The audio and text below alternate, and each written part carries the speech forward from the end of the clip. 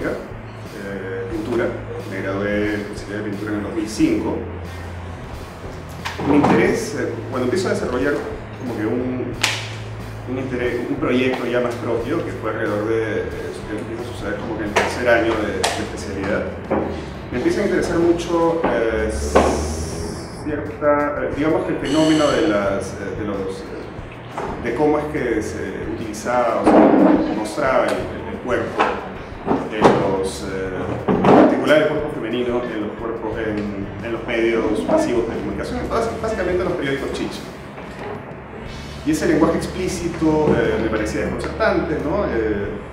Y yo lo que quería hacer era como que conjurarlo de alguna manera,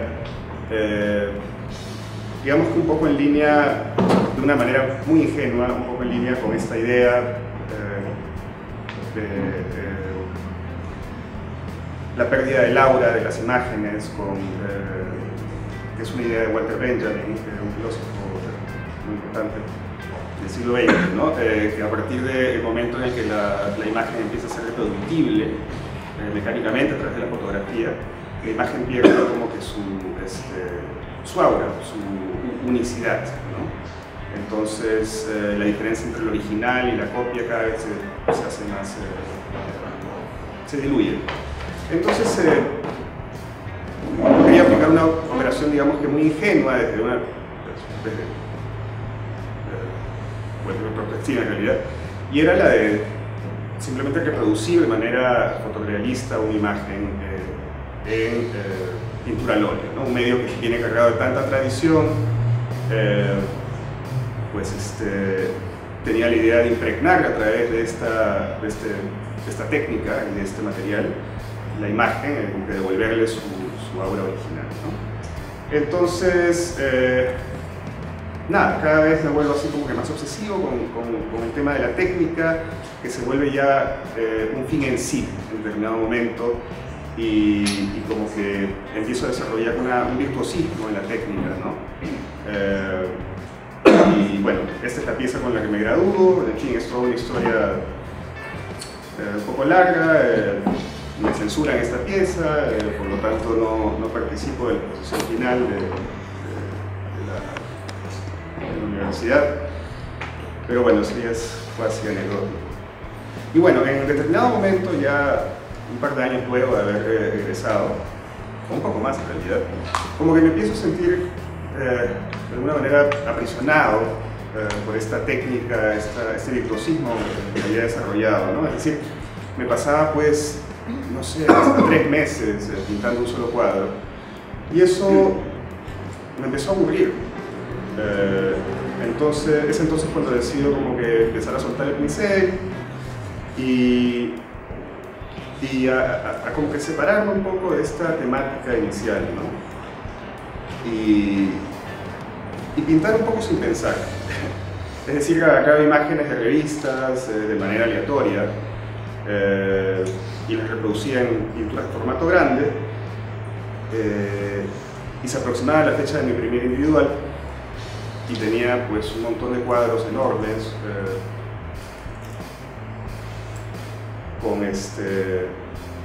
que no tenían mucho en común, ¿no? Esta es otra muestra de otra pieza de esa primera individual, ¿no? Y tenía todos estos cuadros como yo ahí colgando en las paredes, pues no se relacionaban los unos con los otros, y de repente un acto así instintivo, si quieren, de qué sé yo, un impulso, ¿no? Se me ocurre la idea de aplicar estos diseños, estos dibujos lineales con pintura blanca sobre el lienzo, la pintura, ¿no? Y es recién tiempo después ya de haber hecho, es decir, ya cuando la muestra estaba, los cuadros estaban colgados en la galería, que empiezo a entender qué es lo que había sucedido, ¿no? Qué es lo que había hecho. Este para mí es un punto de inflexión muy importante porque empiezo a desarrollar un discurso más en torno a un diálogo con la técnica y la tradición, ¿no?, de la pintura. Ya no es una reflexión acerca de, digamos, que parte a partir de una temática, sino a partir de la misma técnica. O sea, el tema se vuelve, es casi como que un giro, digamos que metatextual, ¿no? Es decir, estoy hablando sobre el mismo medio desde el cual estoy enunciando algo. Entonces aquí lo que sucede es que es muy difícil entender de qué se trata el dibujo lineal, desde lejos, porque la línea es tan delgada que se pierde. Entonces te tienes que acercar para entender de qué se trata el dibujo, y en esa operación pierdes la perspectiva que necesitas para entender la pintura, es decir, en este caso el paisaje, ¿no? Entonces es como que quiebro en dos tiempos la lectura del cuadro, ¿no? Y esa sola operación, que en realidad es muy simple, ¿no? Ya habla de otro tipo de interés y de proyecto. En el 2014 viajo a Holanda, a una residencia de un año, y bueno, pues estaba como un poco perdido, ya estaba cansado de la pintura, y de nuevo, por impulso, porque ya había pasado como 3 meses y no había llegado a concretar ningún proyecto, ¿no? Y entonces empiezo como jugando, empiezo a tejer papel, ¿no? Como estos ejercicios que seguramente todos hemos hecho de niños, ¿no? En el nido, en el colegio, en primaria. Y nada, esto empieza a cobrar un sentido muy propio, muy particular, ¿no? Y por primera vez me empecé a divertir con lo que estaba haciendo, ¿no? Y entendí por qué, porque no sabía cómo iba a terminar la pieza. Simplemente comenzaba, era como que me imponía una serie de reglas básicas, ¿no? para trabajar, y de ahí arrancaba. Y la pieza seguía creciendo y creciendo más, y era como que por primera vez establecí un diálogo muy horizontal con el material y con la técnica, ¿no? Era como que el material me decía o me sugería qué hacer, hacia dónde ir, y así la pieza iba creciendo, me iba demandando más cosas. Por ejemplo, se hizo tan grande que pensé que necesitaba algo para sostenerla, y se me ocurren estas estructuras, ¿no? Que las hago de cartón para sostenerlas, y se empiezan a generar como que diálogos bien interesantes, creo yo.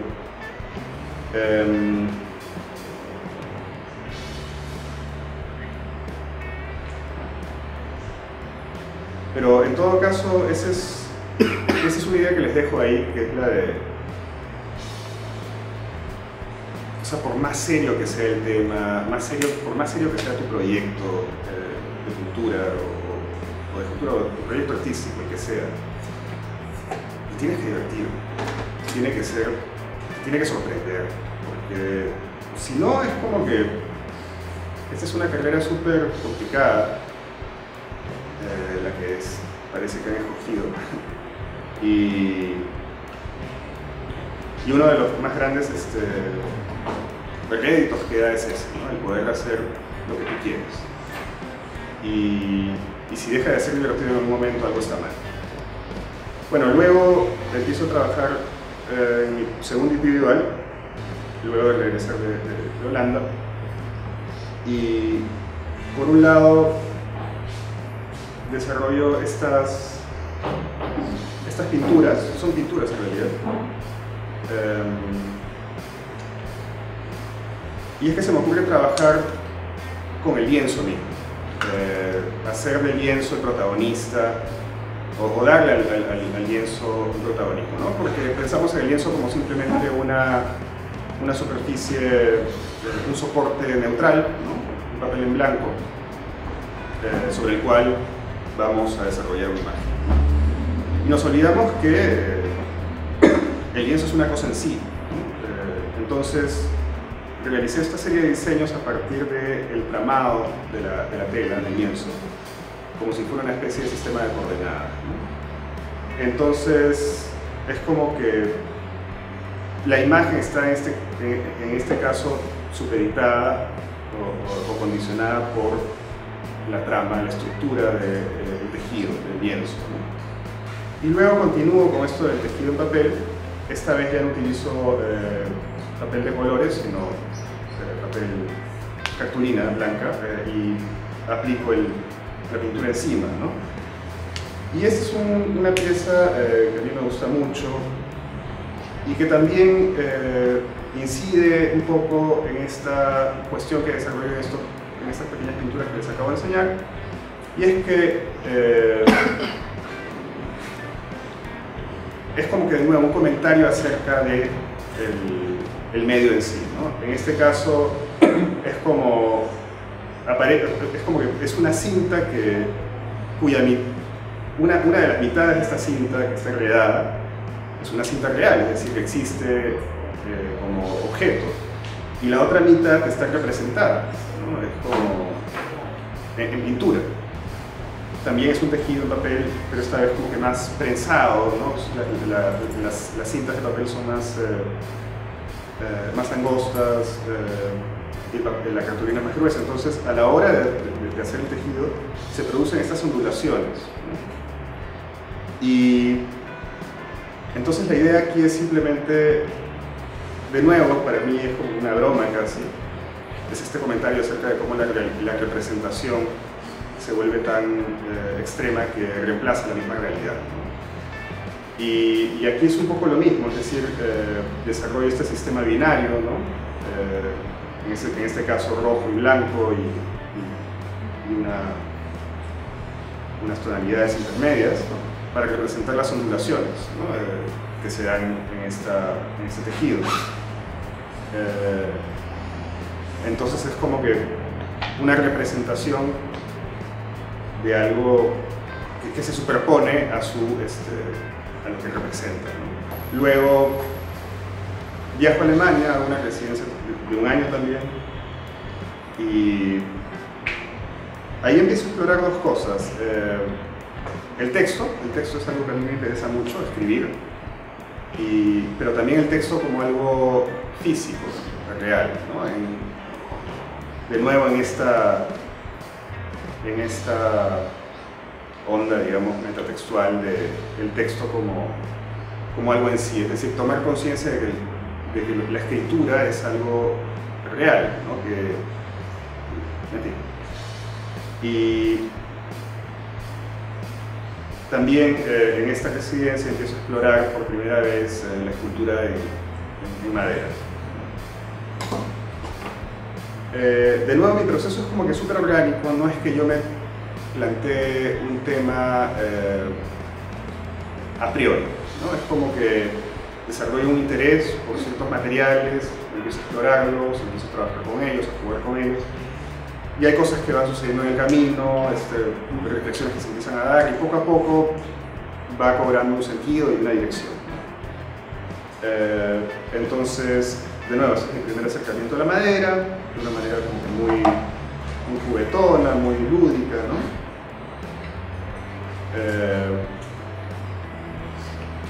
Estas son imágenes de mi tercer individual, de hace 2 años.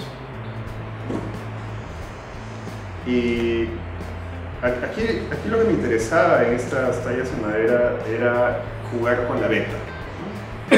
Y eso es algo que ahora estoy trabajando mucho. La idea aquí era trabajar con estas tablas y o sea, a mí me gusta mucho trabajar con el pino porque tiene este vetado tan definido, ¿no? Entonces era como que la idea de alterar el diseño de este veteado, aplicando estas como que incisiones, ¿no? Que iban deformando este diseño original del veteado.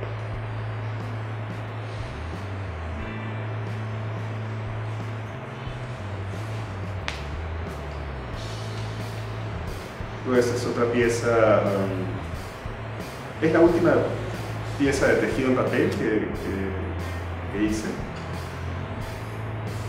Es una instalación ya más grande, más ambiciosa, ¿no?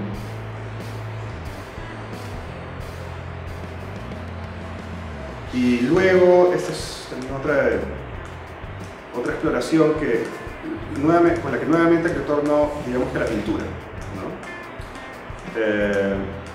Empiezo a trabajar sobre estas mallas de gallinero, estas mallas metálicas, y lo que hago es simplemente, como pueden ver acá quizá en ese detalle, es simplemente rellenar esos huequitos con pintura, y casi como un sistema de píxeles o de punto cruz, ¿no? Y de nuevo es como hacer coincidir o subrayar la dimensión física de la pintura. La pintura es también un objeto, es algo en sí, ¿no? Y nada, era como que jugar con eso y hacer una especie de pintura flotante, ¿no? Porque aquí se genera la ilusión de que el soporte ha desaparecido, o en todo caso se hace casi transparente, ¿no? Esta es otra pieza en un sentido.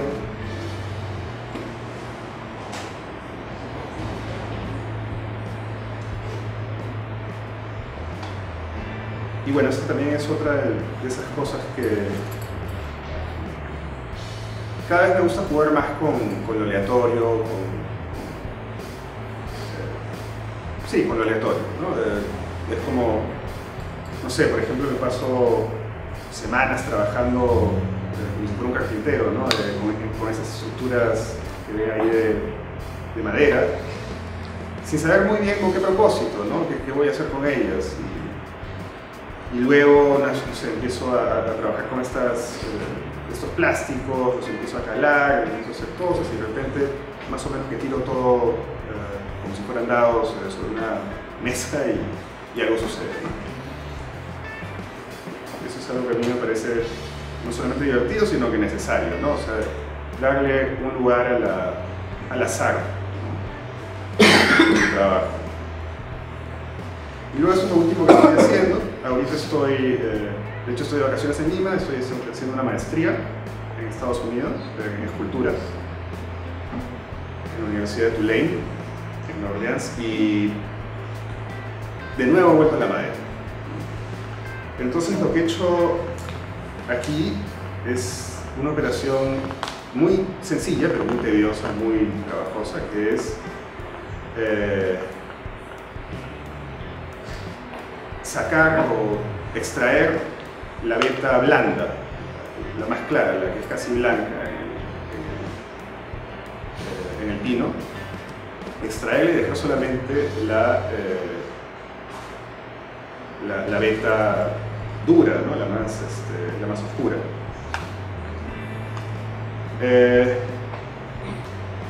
Entonces, digamos que es como un comentario o una reflexión en torno a una cosa muy puntual, pero que creo que es relevante en alguna medida, que es cómo la industria procesa algo que es tan orgánico como la madera, ¿no? Un árbol, digamos, algo que está vivo. Y la industria pues tiene como que objetivo de productivizarlo todo y de generar procesos muy eficientes, ¿no? Y para eso recurre pues a algo que es obvio, que es la geometría, ¿no? Es decir, produce estos paralelepípedos que son finalmente estas tablas de madera, y en esas tablas pues se produce una cosa muy extraña, porque estas vetas finalmente son un registro del tiempo, ¿verdad?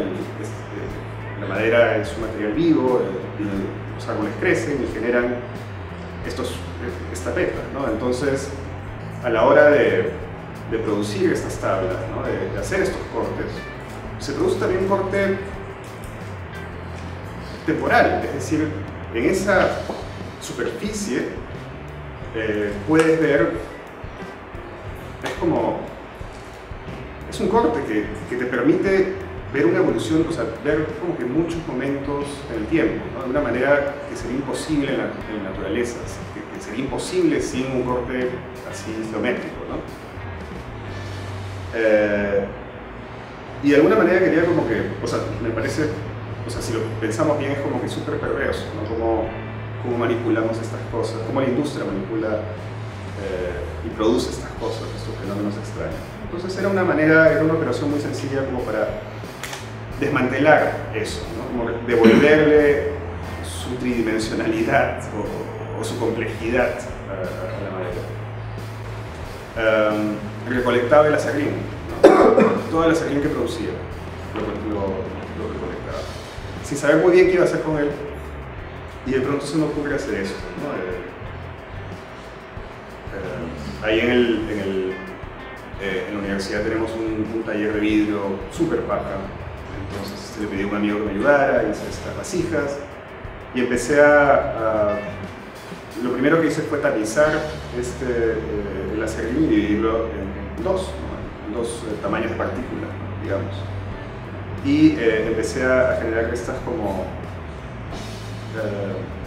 capas, ¿no? Como, de alguna manera como volver a reproducir este veteado en el vidrio, ¿no? De nuevo, todo eso todavía está en una fase muy experimental, todavía es una primera aproximación a la cuestión, pero nada, es la idea de divertirse, ¿no? De explorar, en fin. Y luego, otra de las cosas que estoy haciendo con la madera es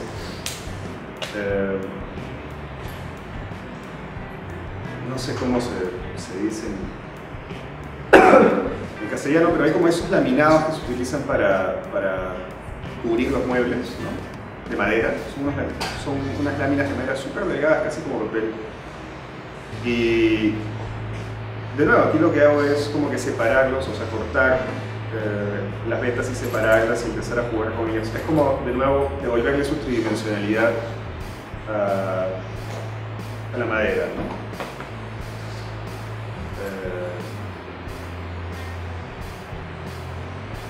Y eso es todo.